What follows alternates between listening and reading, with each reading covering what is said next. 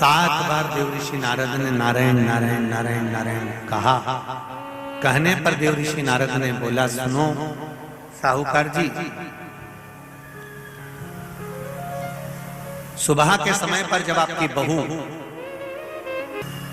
मंदिर की ओर जाए तो उसको इस मार्ग की ओर लेकर आना। बहू ने भगवान का नाम लिया, स्मरण करती हुई बहू पहुंची और बहू ने जाकर तुरंत हाथ जोड़कर निवेदन किया, बाबा जी 1 महीने तक नारी कार्तिक का स्नान करती है, 1 महीने तक नारी माघ का स्नान करती है, 1 महीने तक नारी वैशाख का स्नान करती है, 1 महीने तक नारी चैत्र का स्नान करती है, बीच में अधिक मास का स्नान करती है। उस बीच में नारी का जो रजो धर्म आ जाता है, रजस्वला धर्म आ जाता है, उस समय पर नारी का जो करा हुआ व्रत है 1 महीने का, वो खंडित हो जाता है। उस व्रत की पूर्णता कैसे मानी जाए? तो उस समय पर देवऋषि नारद जो संत के वेश में थे, उन्होंने कहा कि बहू एक काम करो, पुत्री कार्तिक महीने के पीछे के जो 5 दिन 7 दिन पचवीगन के होते हैं, अगर नारी का रजस्वला धर्म बीच में आ जाता है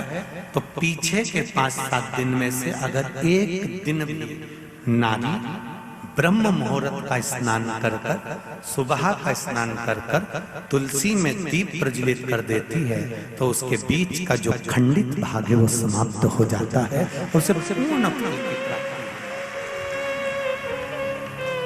अब फिर सुन लीजिए अच्छे से, अगर मान लो वो पचवीगन में ही नारी का रजो धर्म आ गया तो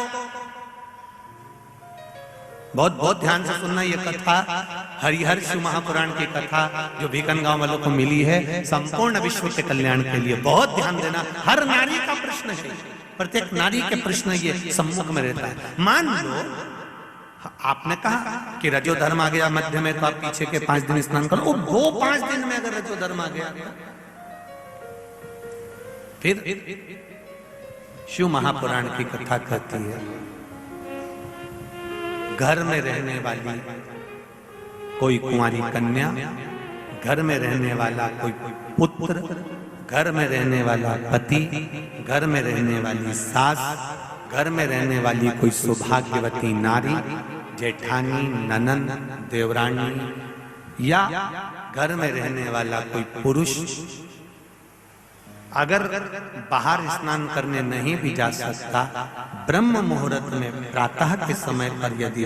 तुलसी में एक दीप और एक संध्या के समय पर दीप लगा देता है तो भी नारी का नियम पूर्ण हो जाता है, वो नियम खंडित नहीं।